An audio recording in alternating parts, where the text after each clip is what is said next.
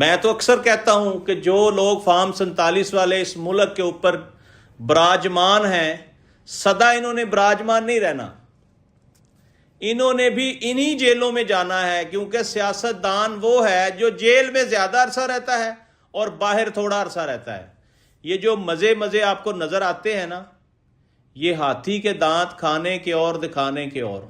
یہ جب اقتدار میں ہوتا ہے سیاست دان تو وہ وکٹری کا نشان بناتا ہے، وہ کہتا ہے جی بلے بلے جناب مزہ بڑا آ رہا ہے، لیکن جیسے ہی اقتدار ختم ہوتا ہے پھر ان کو پکڑ کر جیلوں میں ڈال دیا جاتا ہے۔ آپ پاکستان کی پچھلی ہسٹری دیکھ لیں، کوئی ایسا سیاست دان نہیں ہوگا جس نے جیل نہ کاٹی ہو، چاہے وہ گناہ گار ہے چاہے وہ بے گناہ ہے۔ سیاست دان جو ہے وہ کہتا ہے کہ جیل ہمارا سسرال ہے، ہم نے سسرال جانا ہی جانا ہے۔